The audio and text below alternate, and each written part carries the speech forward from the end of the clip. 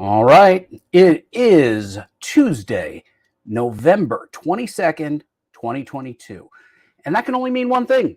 Tuesdays are owned by Comic Book School, and that means we're ready for Comic Book School Live, and we have an amazing show, massive, so big that I had to bring in a special guest host for this extraordinary episode. Rubin, you know him better as Ari Rubin, one of the editors here at Comic Book School. Ari, welcome to the show and co-hosting. Thanks for having me, buddy. I will do my best. Very excited for our guest. Yeah. So today, Ari, we're going to be focusing on something that we talk a lot about, which is editing. And we rarely get to see active behind the scenes work of current books that are being published. And so we have a very special treat tonight. And I'm really excited because it's sort of a cross section between the comics that we both love and a very special science fiction writer that you love, Ari. Who is that science fiction writer? That would be Ray Bradbury. And, one of the greats, right? One of the greats, one of the greatest science fiction writers of all time. And if you read my introduction to the second Comic Book School anthology, you know how much I love Ray Bradbury and how much he's inspired our work at Comic Book School. Well, let's then bring in an actual real working editor who has produced an astonishingly cool and classy anthology collecting all of the EC comic book work. Mike Catron, welcome to the show, editor of Fantagraphics. Love what you're doing here. Can't wait to unpack the work that you're doing as an editor. Well, thank you, buddy, and you too, Ari. Thank you for the invitation. It was very thoughtful of you, and I'm very happy to be here and ready to talk about what you want to know. Now, you're dialing in from the esteemed library of Fantagraphics.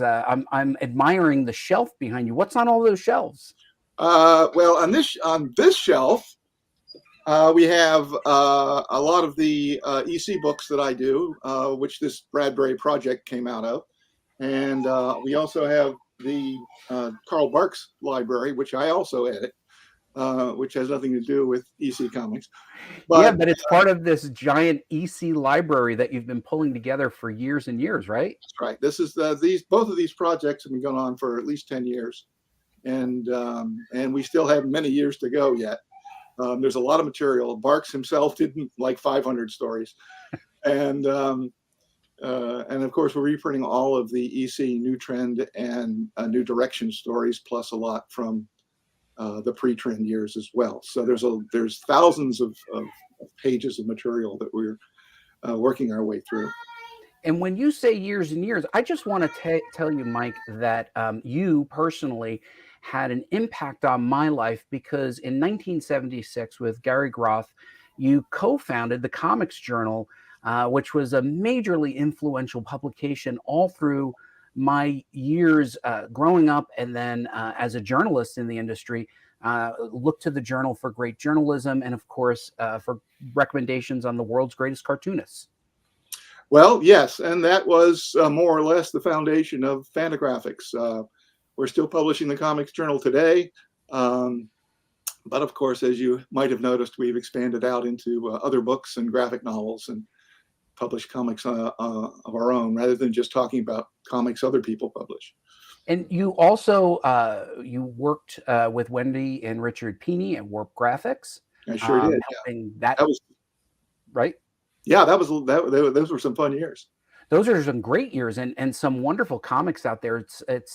It's a shame that so far the current generation really has not discovered what they had done with ElfQuest. Well, that is a shame. It's an epic series, and they finally kind of brought it to a conclusion a couple of years ago. But it's a lifetime achievement for both of them. And they have every right to be very, very proud of what they've done. Yeah, it's a monumental achievement in comics and just in literature and art in general. And among your achievements, Mike, you have served or continue to serve as a board member of the Grand Comics Database?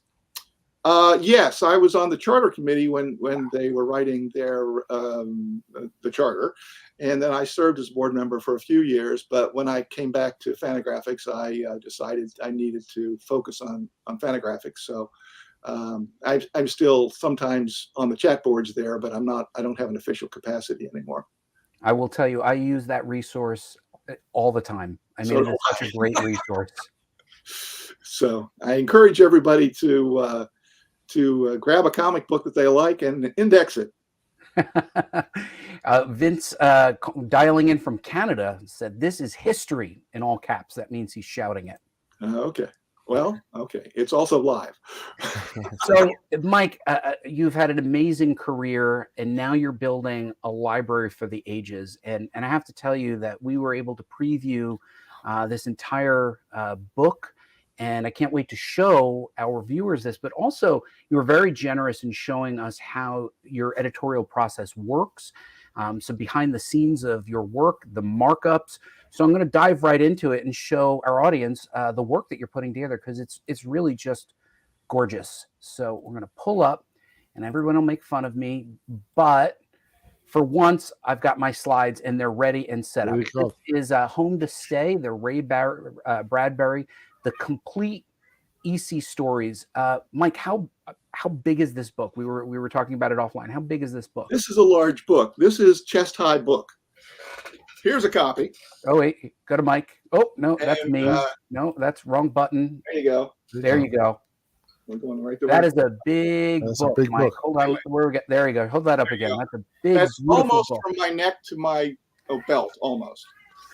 Well, it's a great looking book. Let's get into showing everybody what you've done with this, and I think I will stop screen. Okay, let's do this. I never get the screen right, Mike, but tonight I'm going to get it right for you. So this is the book, and let's just unpack it a little bit. What are we looking at here? I know these pages are a little small, but we're going to zoom in on some of the other panels later on. What are we looking at here? Well, this is Bradbury's famous story, The Lake. And I believe, I think I'm right on this. I believe it was actually the first official. Someone's going to tell me I'm wrong. But it's one of the earliest official adaptations. And we can get into a discussion of what is official and what's not. But it's one of the earliest official adaptations of Bradbury's work. And this was I would say that you are now publishing the official book on Ray Bradbury's EC Comics now, all right? You're now the official book. Right. But some of the stories were official authorized adaptations, and some of them were unauthorized adaptations. It's an interesting story. This is one of the first authorized, I should say, maybe I should say authorized instead of official. But this is one of the first authorized ones, and it was drawn by Joe Orlando. Joe was a very prolific artist for EC. He started his career working with Wallace Wood, and they shared a studio for a number of years. He ended up working for MAD after EC, and from there he moved on to Marvel, where he did, I think, starting with Daredevil number 2, did a few issues of Daredevil before, strangely enough, Wallace Wood came in and took over from him, and Joe moved over to DC, became an editor there, was kind of instrumental in doing titles like House of Mystery and House of Secrets, which was a Comics Code approved version of horror comics. So it was kind of like a homage to EC. In that Joe was doing their horror books for DC. They called them mystery books. They didn't want to use the word horror. And Joe eventually became an editor there and vice president of creative development or something like that. But he rose to become like a vice president at DC Comics by the end of his career. So it's quite an arc for him. Quite a career. Now, Ari, A.A. Rubin, one of the comic book school editors. We got a boo for the Comics Code from Glenn. Sorry, Glenn. I agree with Glenn. Are you familiar with the stories that are in this book? Yes, I am. And The Lake here, this is one of the most important Ray Bradbury stories that he often would cite, that this is one of the early stories where he felt like he found his voice. So it was a really important story to him. And these EC comics that, of course, later in the book, there's the famous Martian Chronicle stories. But I noticed the early part of the book is more of his Gothic horror stories. And a lot of people don't realize how Sorry. Oh, yep, no problem. A lot of people don't realize that Ray Bradbury's early career, in large part, was writing Gothic horror before he became famous for writing science fiction that most of us know him from. Look at you, Ari, with a little bit of Bradbury history. So let's continue on and take a look. There's a video, and I'm hoping that the audio plays through. If it doesn't, we'll pause it. You guys are going to have to let me know if you hear it on your end. You guys ready? Here we go.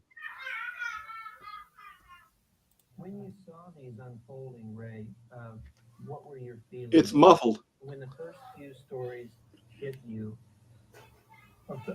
When I saw the first stories, there was a feeling of gratification and relief. I've been mishandled by the studios so often, and by radio on occasion, that it was a relief to see that some people were adapting the story just the way I wrote it. So these are beautiful because we are joined at the hip, huh? Yes. The hip, the heart, and the head. I had an advantage. The comic book is a very unique media.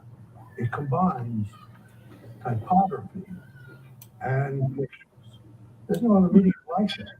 Television is all pictures with dialogue, that which you could say could be typography, but even dialogue doesn't capture the descriptions that he had. And so I had that advantage in adopting it. In fact, I feel sorry for movie people that try and adopt short stories like Ray's, because they're losing something that they can't get. So what, Mike, I didn't give you a second to even give us any context. What was that video that we were watching there? Well, this was a meeting that was filmed in November of 2003, and the principal people here are Al Feldstein, and that's Ray in the middle, and that's Jerry Weist, who sort of coordinated the thing, put it all together, made it happen. And this is an excerpt from an 1 hour video of their visit and their discussion of Ray's career with EC. And the reason I selected this particular clip, because I thought that it showed both the affection that Ray had for Al Feldstein and that Al Feldstein had for Ray, and the gratitude and respect they held for each other. And also Al's little discourse on the advantages of writing for comics as opposed to film or other, or television or something like that, in that you don't really have narration in film or TV as a rule. And of course, a lot of what Ray did was poetic, almost poetic use of words, and that doesn't come across. You can't get his poetic descriptions when you film something. You have to figure out a way to represent that visually, but that loses the craft that Ray brought to his writing. Ari, what was your reaction when you were watching this video of Ray Bradbury speaking? First of all, I always love to hear Ray Bradbury speak about anything. He's always very inspiring.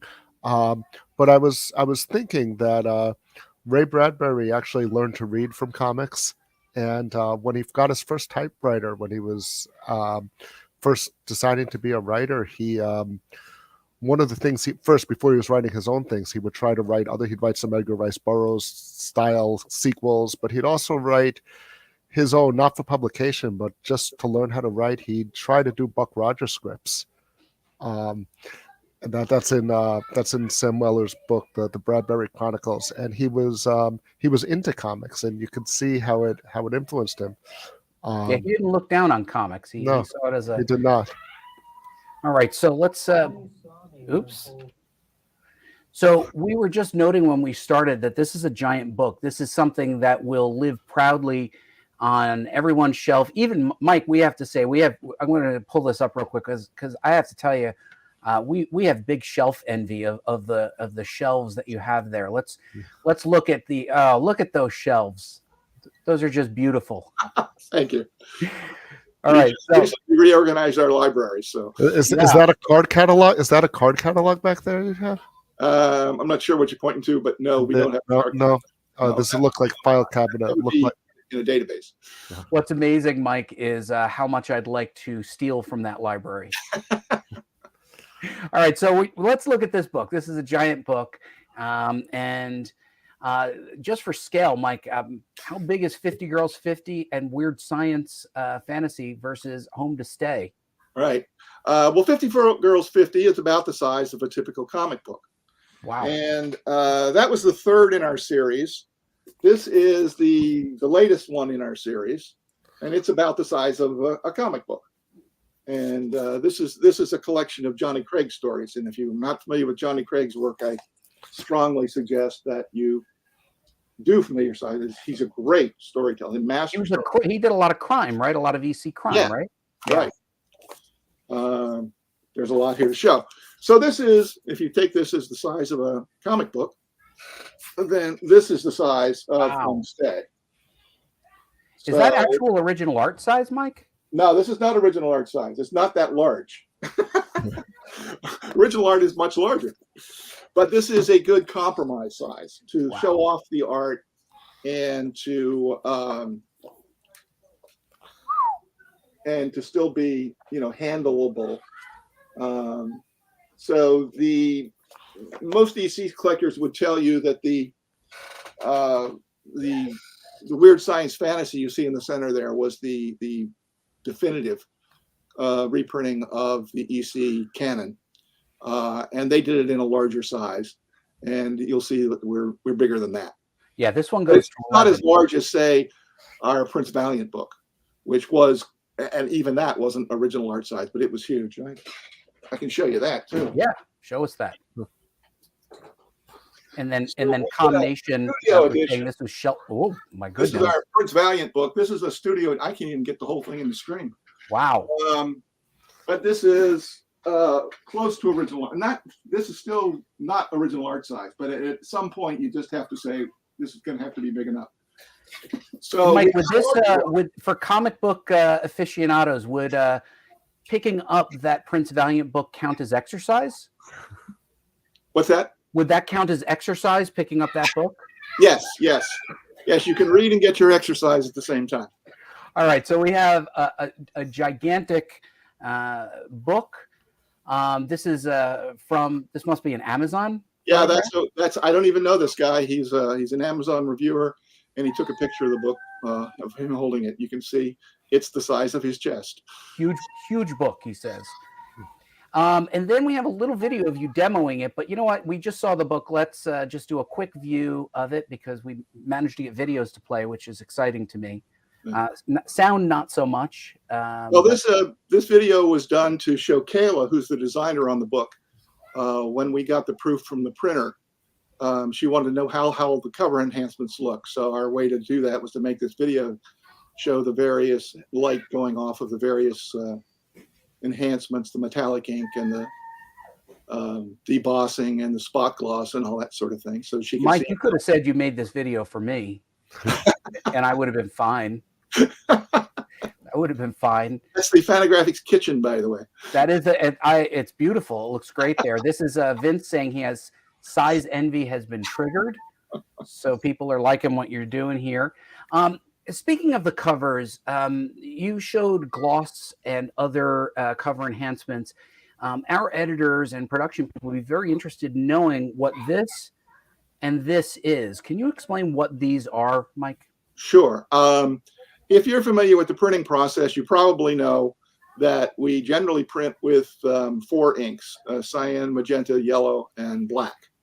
But in addition to that, we may do some cover enhancements. And enhancements can be things like debossing or spot varnish or something like that. And so these are the plates that would be used for those enhancements.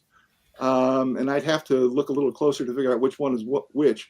But I think this one I think is the spot gloss. So everything you see here in black is applying a varnish once the book is printed.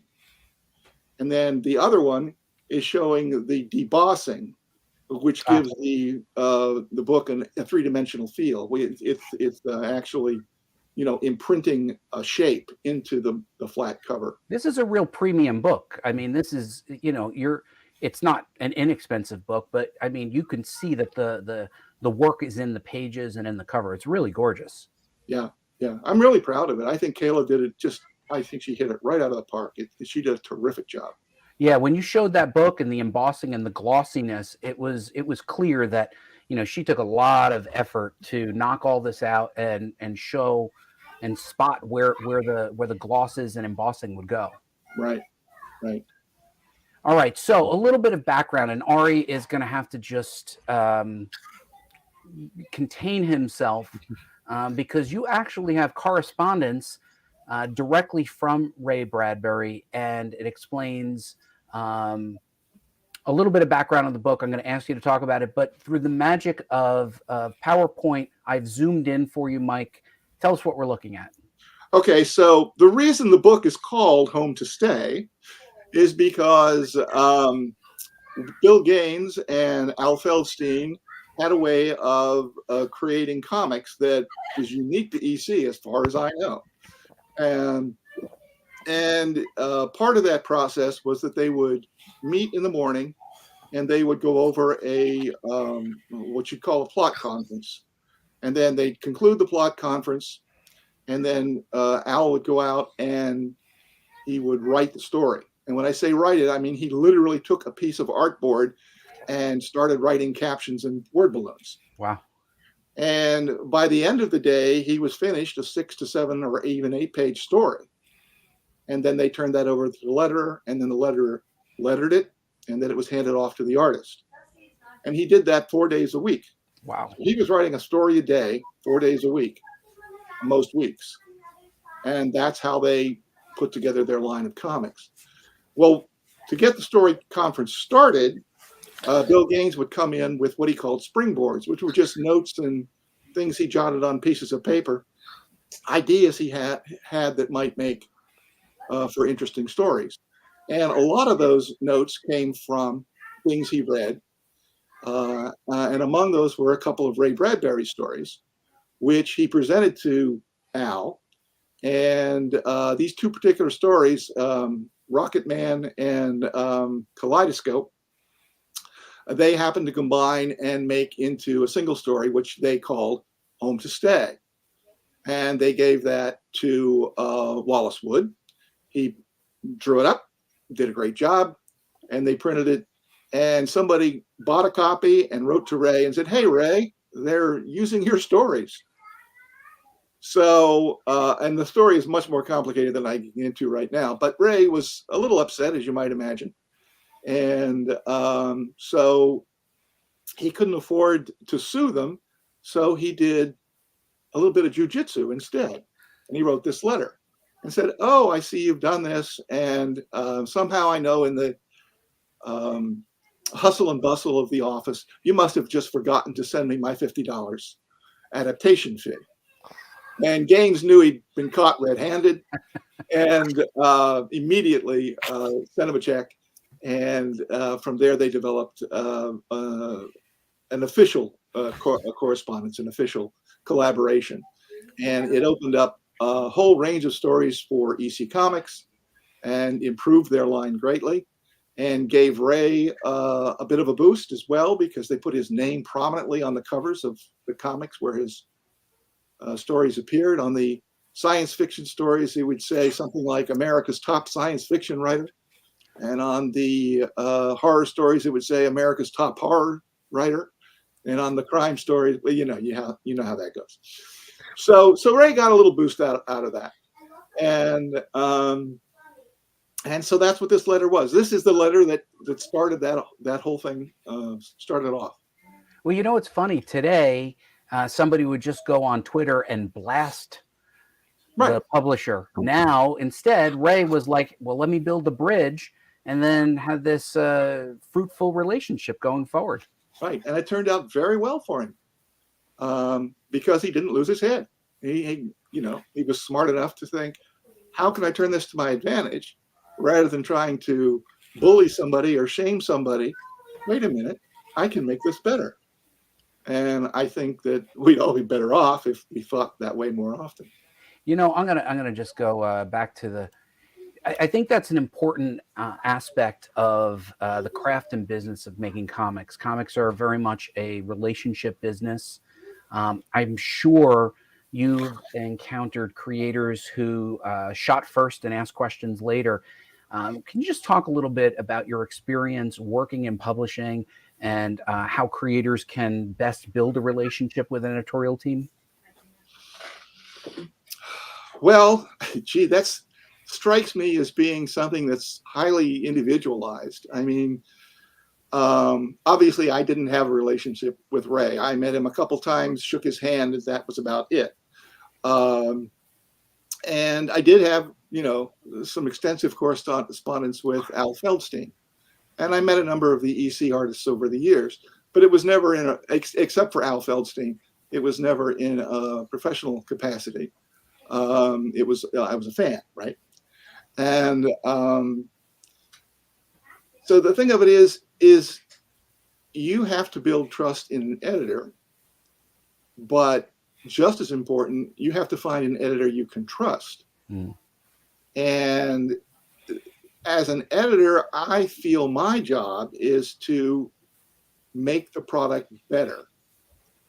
And, you can do that. If you're terrible at spelling, okay, I can proofread your stuff and I can, fix your spelling.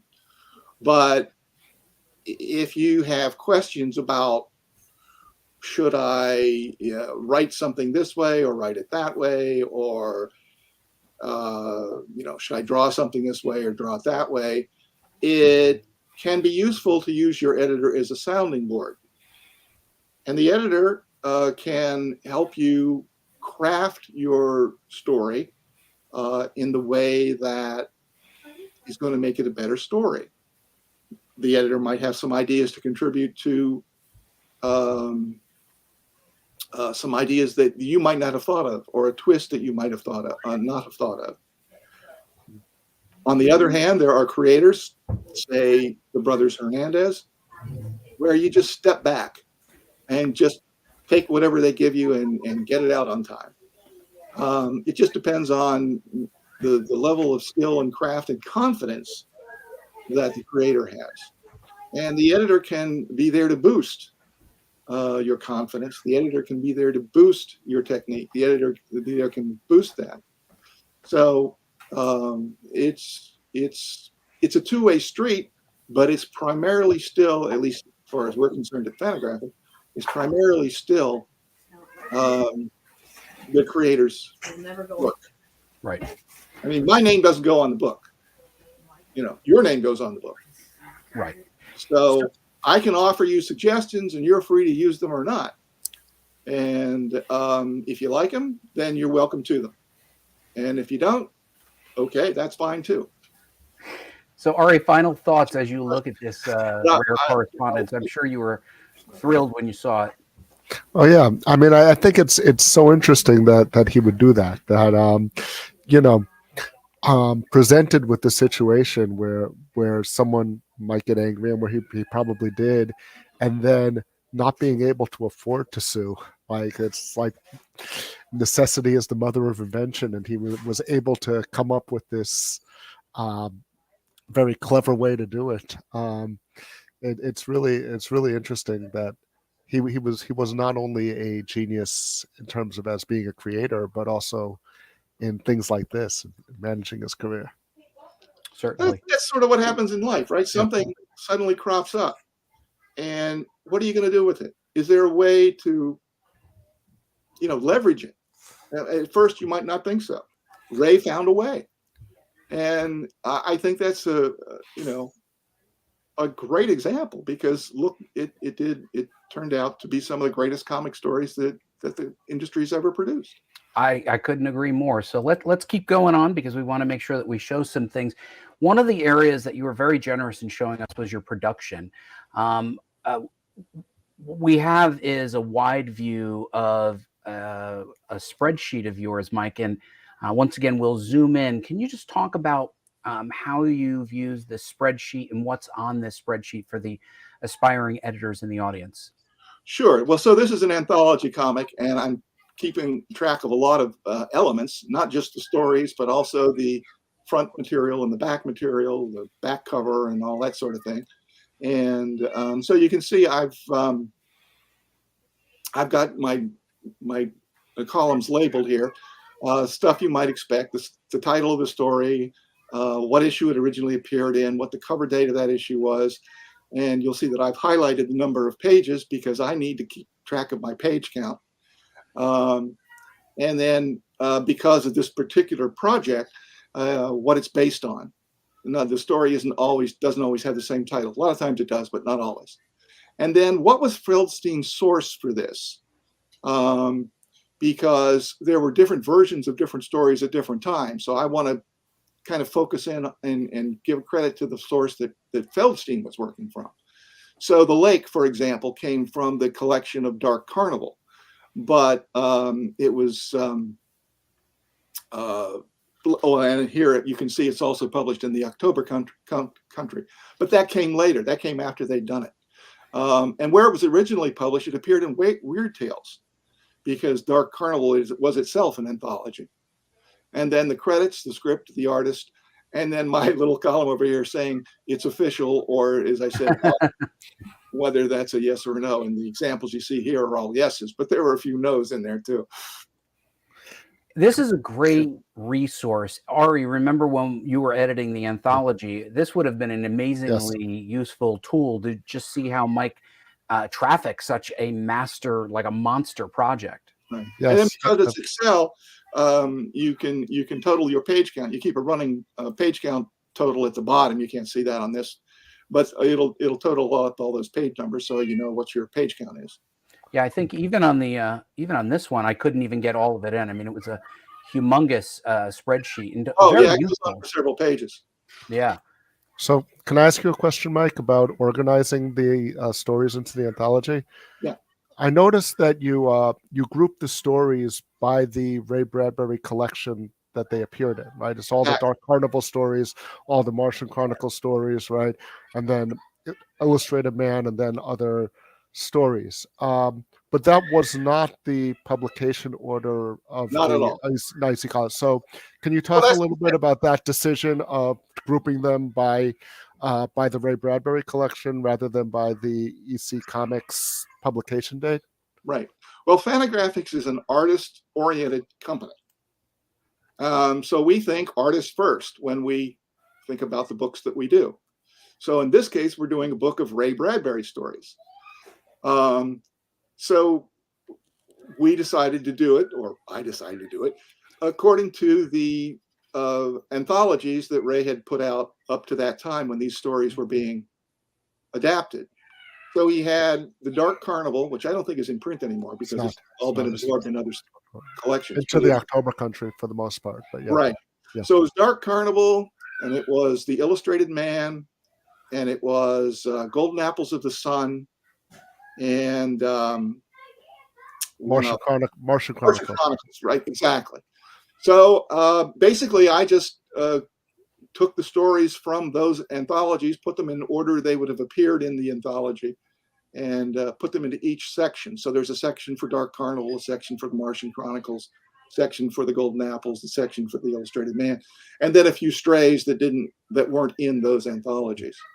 And then, of course, the ones that there's a couple stories in the back where instead of adapting a story, they simply took an element from the story and wrote an entirely different story, working backwards from that final reveal, which is another way of paying homage to Ray without actually adapting the stories.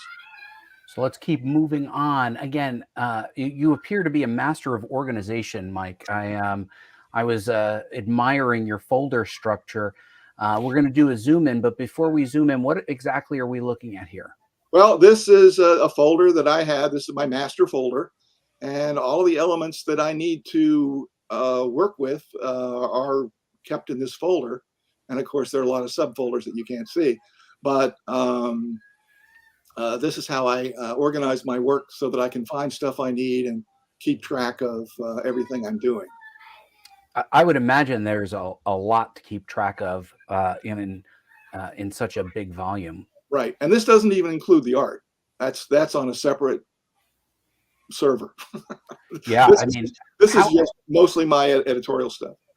So as an editor, you keep yourself organized through this folder structure. Right. And what is your style? What I'm seeing is sorted alphabetically. Is that more or less how your brain works as an editor? Well, I can sort it any way I want. I can do, most recent, or I can do alphabetical. And that's usually the way I look at it, however I want to look at it. So if I want to find something I did recently, I'll just sort by date. If I want to look at what I started out with, or find something that I kind of remember I did a while ago, I can sort by date in the opposite way. So yeah, typically usually it's probably alphabetical, but yeah, I can look at it any way I want. Yeah, but I could easily find something here if I needed to look something up. I can see how you've organized things. I'd like to just do a little shout out. Mike, you are so well organized. Ari saw the organizational structure of what you delivered to us. I knew that you were a true editor at heart when the way you labeled that, pretty much the structure of this presentation. You assembled, put all the art and all the videos together. It's a pleasure to have you on. Well, thank you. I wanted to give something to your audience, and I wanted to go about it in an organized way. Ari, wasn't it great? Like when you saw like the folders that he sent over, is beautiful. Oh yeah, beautiful. Beautiful, very easy to work with. Very easy to work with. So let's keep moving on. So you did a couple of different cover versions. Just wanted you to talk a little bit about what your thought process was in the main, and then what is this, I guess, a variant of some sort, right? Right. Well, this book was a long time coming. Every year I propose, let's do a Ray Bradbury collection. And every year the answer comes back no. And so last year, the answer finally came back yes. And then it was, okay, now we're going to do it in the next season, so we need a cover right away.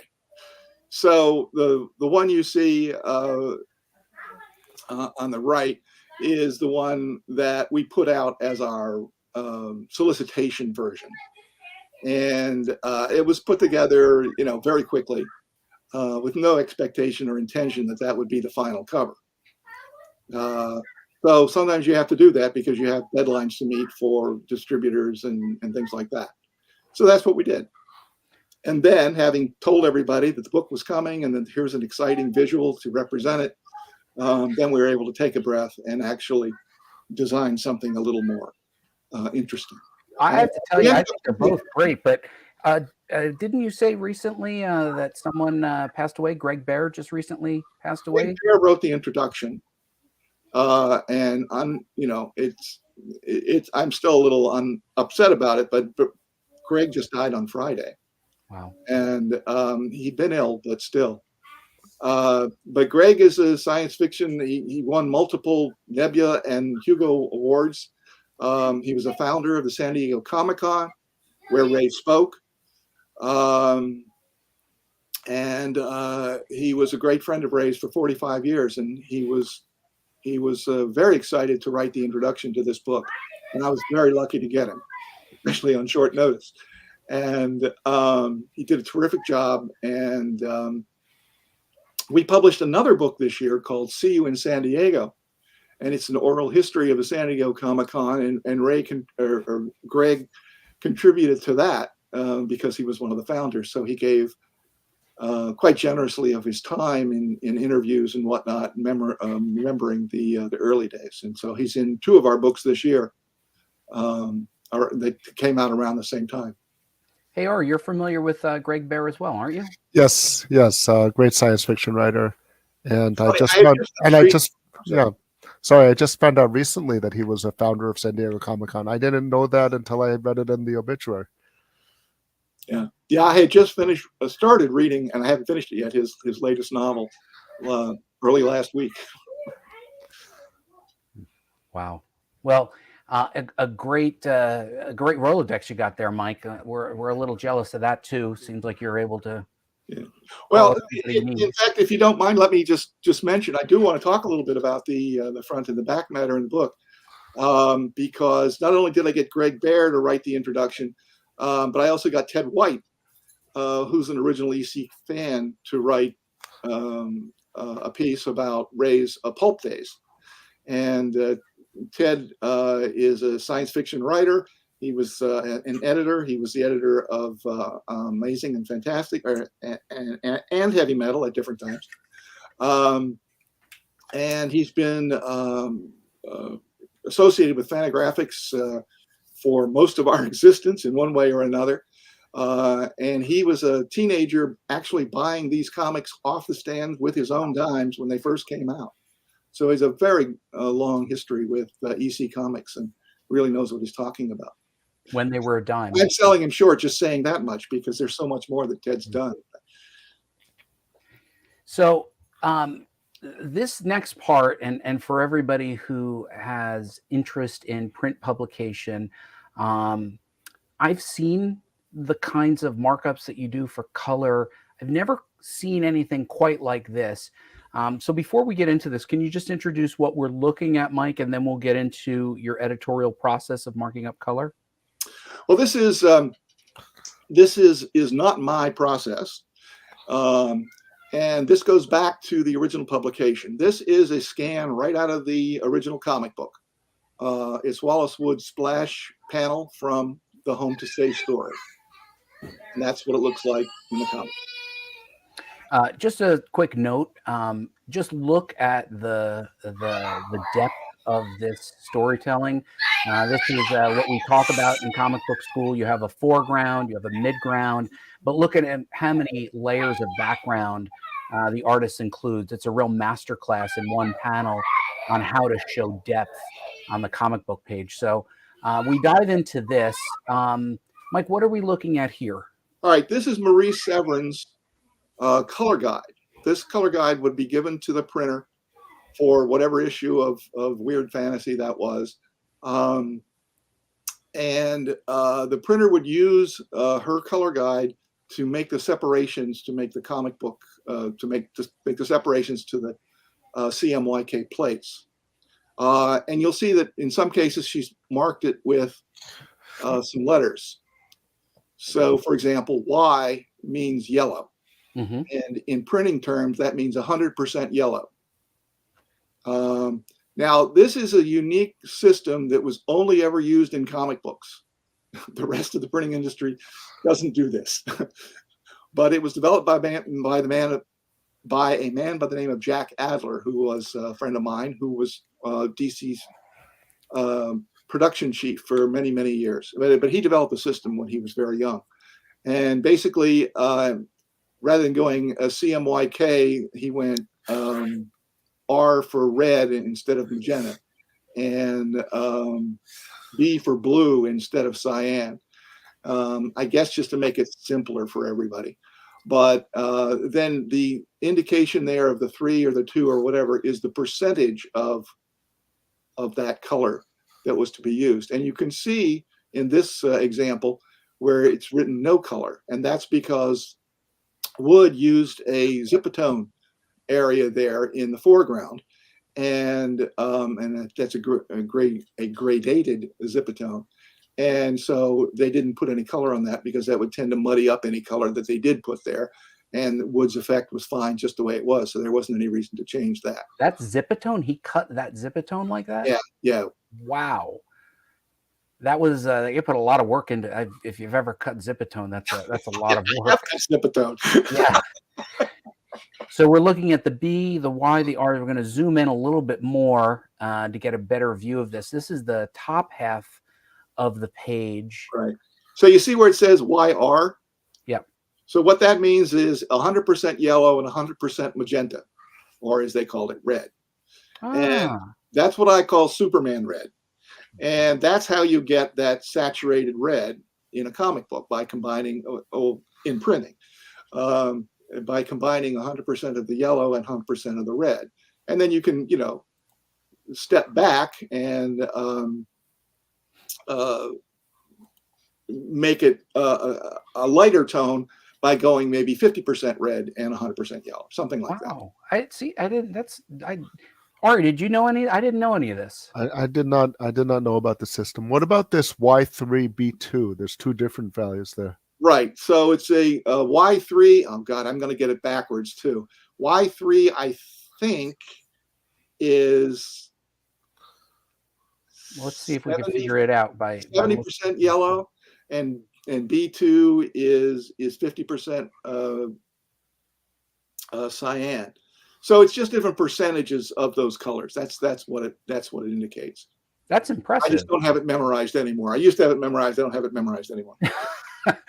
I'm sure you're keeping a lot in your memory these days just to keep these books on track. So this is the top half of the page, and then we look at the bottom half of the page. I mean, just look at that work. Look at the artwork. I mean, again, we think about how do we give the illusion of 3-dimension on a flat page, and just look at the layers and the storytelling on this page. It's just a masterclass.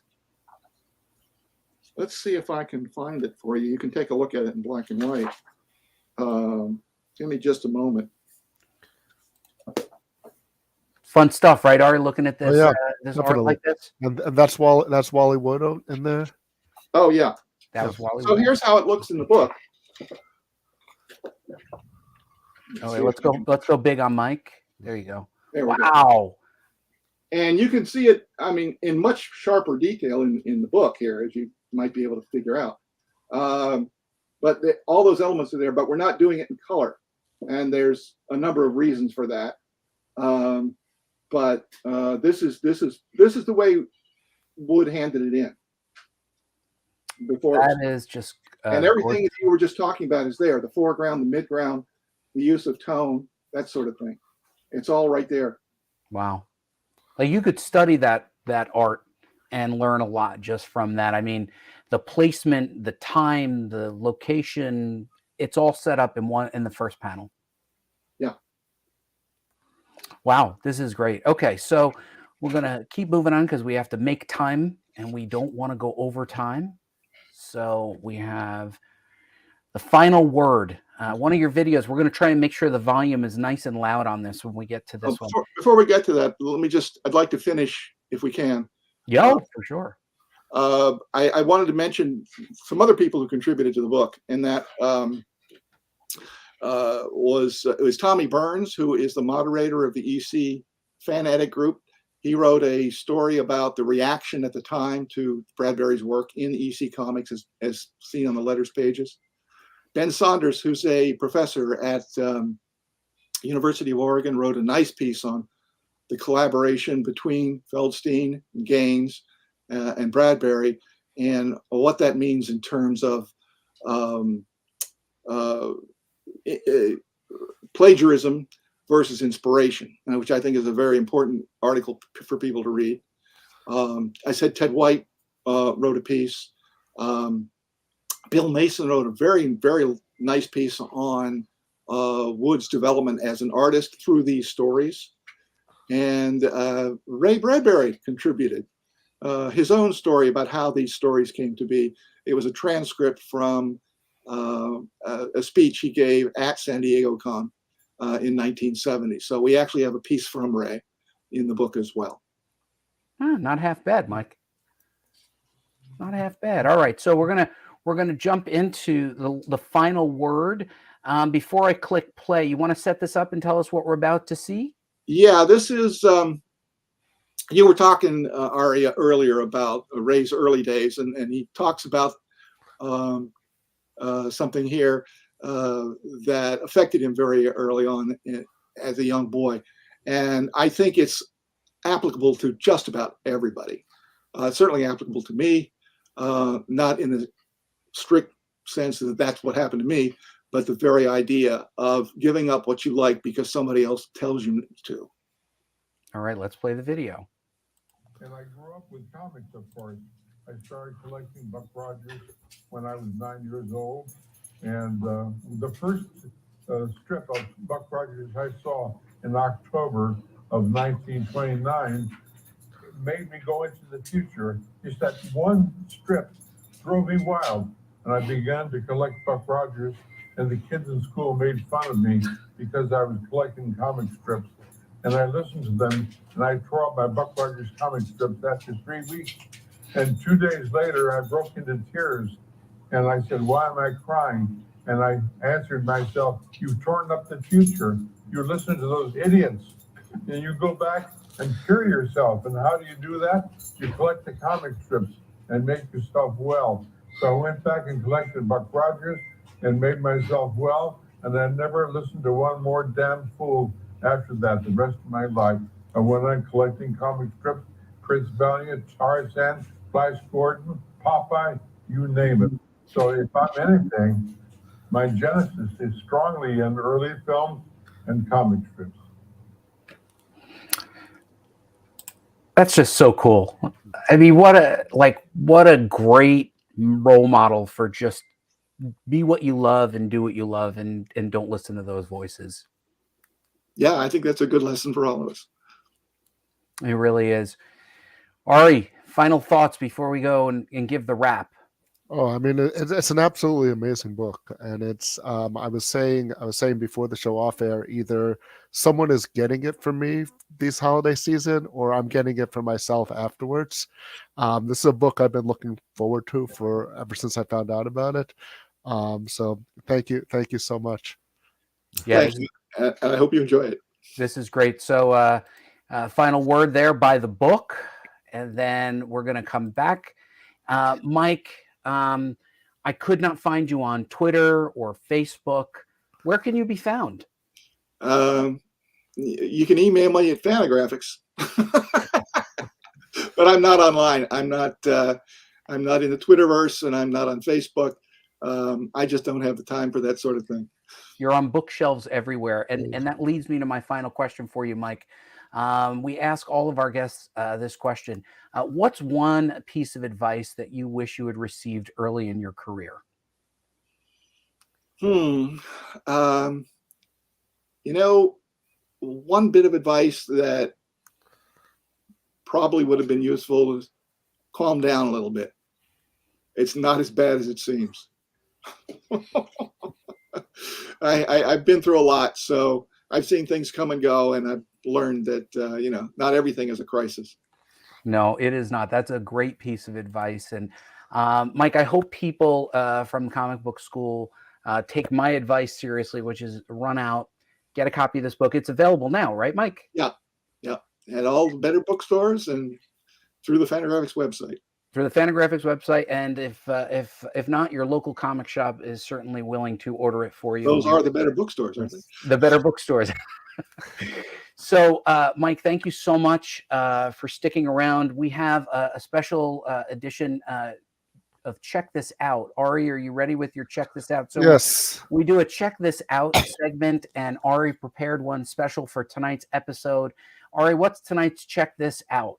Well, tonight's Check This Out is Zen in the Art of Writing by Ray Bradbury. It's a collection of essays Ray Bradbury wrote about the craft of writing. I was saying before, I was lucky enough to take a Ray Bradbury and creative writing class with Ray Bradbury's biographer, Sam Weller. Unfortunately, that class isn't available online anymore. You'd have to be in Chicago to take it, which I'm not. But if you've seen the videos that we played of Ray Bradbury today, you see how inspirational he is about writing. Anybody who is a writer, who wants to be a writer, should check out Zen in the Art of Writing by Ray Bradbury. That's awesome. I've never seen that book, Ari. Yeah, drop it off at my house. I will. Next time I see you, buddy. All right. Mike, I'm going to put you backstage in the green room where you can help yourself to all the Twizzlers you can eat. But don't go away. We're going to do a final wrap, and then we want to chat with you in the green room and try to pump you for information. Well, thank you, buddy. It's been fun, and I appreciate what you're doing here with your comic book school, and I hope you're helping a lot of people. Well, thanks, Mike. And you joining us is reward enough for us. Thank you so much for joining us tonight. Thanks for coming. Thank you. Thank you very much. It's been a pleasure, guys. All right. Eat your Twizzlers. All right. Ari, that was awesome. It's incredible. It's incredible. And I was just thinking about, as you showed, as you were showing the Wally Wood art, that still goes around the internet and the comics creation circles, those Wally Wood panels that always work. You know, that still circulates around, and you got Ray Bradbury and Wally Wood in the same book there. It's unbelievable. Yeah, and what a bit of shelf envy. Even the audience was saying it. It's just great work. It's a coffee table book. It's something that's a talking piece. When people come over, they're going to want to look at it and flip through it and reward yourself. It is the holiday season. Yes. Ari, where can they find you? You can find me pretty much everywhere as at the Surreal Ari, Twitter, Facebook, Instagram, Hive, Mastodon, all the new ones. Everything is on Hive and Mastodon. Wherever people are, I'm on everywhere as the Surreal Ari. Just type in the Surreal Ari, you'll find me. I know, but pretty soon I'll be on Hive and Mastodon. I'm just waiting to see if you guys get eaten by zombies. If you don't, come back and get me. Yeah, I mean, look, I'm still on Twitter, and also on the other places as well. Like, you know, whatever survives, I will be there. Wherever the people are. So thanks for joining as co-host tonight, Ari. You did a great job bringing a little bit of Bradbury history. And I have to tell you, Ari was like giddy when I asked him if he would join, because he was able to see the book and all the background information, and so excited to see how Mike assembled the book and then all of those worksheets. He is a true editor and has been absorbing this. And I just think that I hope you all enjoyed this as well. I think for me, it was very educational. I didn't know about those coloring guides. I had seen them. I didn't know what they actually were. And to see a book like this come together, it's really just wonderful. And should you ever get the opportunity to go get a copy of anything that's in that EC library, I've seen it. I don't have anything in the library. A good friend of mine had it, and I used to jealously flip through the books. They are fantastic. And Fantagraphics is doing some great work. So thanks again to Mike Catron for joining us tonight, and for all of you for joining us on the Craft and Business. If you do indeed live in the United States and will be celebrating the Thanksgiving holiday, happy Thanksgiving to you and all the people important in your life. You're very important to me, and I'm thankful to have you. So I will see you again next Tuesday, and I look forward to continuing the conversation about the craft and business of storytelling. Let's end the credits and let me get the heck out of here.